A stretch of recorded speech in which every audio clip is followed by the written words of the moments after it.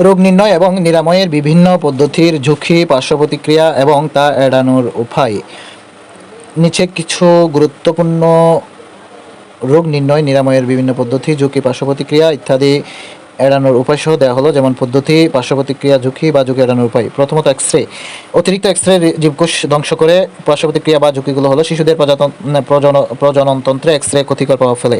গর্ভবতী অবস্থায় এক্স-রে মা ও শিশু উভয়ের জন্য ক্ষতিকর প্রভাব ফেলে। একই জায়গায় বারবার এক্স-রে করার ফলে টিউমার সৃষ্টির সম্ভাবনা থাকে। ঝুঁকি এড়ানোর উপায়। গর্ভবতী মহিলাদের বিশেষজ্ঞ চিকিৎসকের পরামর্শ ছাড়া এক্স-রে রুমে যাওয়া ঠিক নয়। শিশুদের এক্স-রে করার ক্ষেত্রে অত্যন্ত সতর্ক থাকতে হবে। যারা এক্স-রে রুমে কাজ করেন তাদের এক্স-রে তেজস্ক্রিয়তা এড়াতে পুরো সীসার দেয়ালের আড়ালে থাকতে হবে। অ্যান্ডোস্কোপ অ্যান্ড আলট্রাসোনোগ্রাফি। আলট্রাসোনোগ্রাফির ঝুঁকি বা পার্শ্ব প্রতিক্রিয়া হচ্ছে, আলট্রাসোনোগ্রাফি একটি বড় সীমাবদ্ধতা হলো এটি কঠিন অস্থি ভেদ করতে পারে না। এতে অস্থির পেছনের অংশ সম্পূর্ণভাবে সর্বদা ধরা পড়ে না। যদিও বিশ্ব স্বাস্থ্য সংস্থার মতে আলট্রাসোনোগ্রাফি ক্ষতিকর নয়, তবে তারা পরামর্শ দিয়েছেন গর্ভবতী অবস্থায় যতটা সম্ভব কম আলট্রাসাউন্ড ব্যবহার করা উত্তম। ঝুঁকি এড়ানোর উপায় হচ্ছে, আলট্রাসোনোগ্রাফির মাধ্যমে শরীরের অভ্যন্তরে একটি সঠিক ছবি পাওয়া অনেকাংশে নির্ভর করে যিনি যন্ত্রটি ব্যবহার করবেন তার দক্ষতার উপর। এক্স-রে তুলনায় আলট্রাসোনোগ্রাফি অধিকতর নিরাপদ রোগ নির্ণয় পদ্ধতি। তবুও আলট্রাসোনোগ্রাফি খুবই সীমিত সময়ের জন্য ব্যবহার করতে হবে। এছাড়া ট্রান্সডিউসারকে সবসময় নড়াচড়ার মধ্যে রাখতে হবে যেন এটি কোনো নির্দিষ্ট স্থানে স্থির না থাকে। CT scan.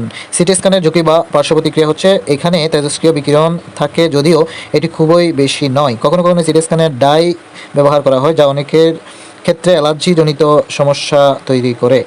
সাধারণত গর্ভবতী মহিলাদের সিটি স্ক্যান পরীক্ষা করা হয় না।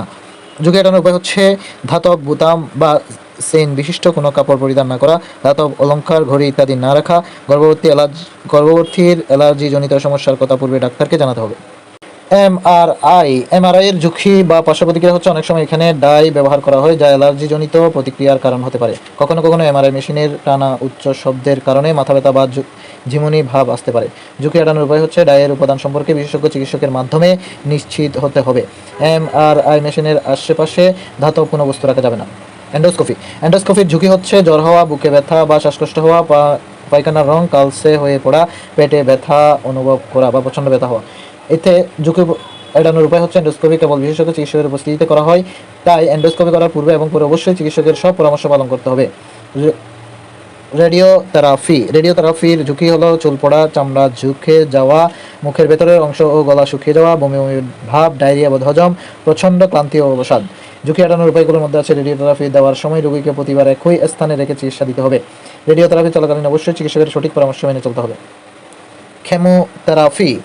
কেমোথেরাপির পার্শ্ব প্রতিক্রিয়া বা ঝুঁকি হচ্ছে, চুল পড়ে যাওয়া, হাতের তালু বা পায়ের তালু প্রভৃতি রঙের চামড়া পুড়ে যাওয়া, হজমের সমস্যা হওয়া এবং এর কারণে ডায়রিয়া, পানি শূন্যতা, বমি প্রভৃতি সমস্যা হওয়া, লোহিত রক্তকণিকা, শ্বেত রক্তকণিকা এবং অনুচক্রিকা উৎপাদন বাধাগ্রস্ত হওয়া।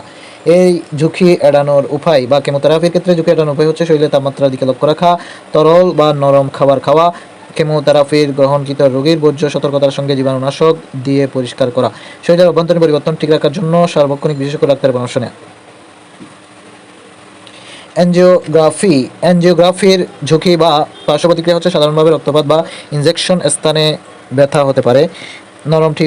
নরম টিউবের মাধ্যমে ডাই প্রবেশ করানো হয়। অনেকের দেহে ডাইয়ের ফলে অ্যালার্জির সৃষ্টি হতে পারে। ডায়াবেটিস রোগীর ক্ষেত্রে কখনো কখনো কিডনির ক্ষতি হতে পারে। ঝুঁকি এড়ানোর উপায়ের মধ্যে আছে অ্যাঞ্জিওগ্রাফি, শরীরের কোনো উপাদানের সঙ্গে অ্যালার্জি আছে তার উপর নির্ভর করে ডাই নির্ধারণ করা। যাদের কিডনি সমস্যা আছে অথবা ডায়াবেটিস রোগীর ক্ষেত্রে অ্যাঞ্জিওগ্রাফি করানোর পর আলাদা পরীক্ষার মাধ্যমে কিডনি থেকে ডাইয়ের অনুপস্থিতি সম্পর্কে নিশ্চিত হতে হবে।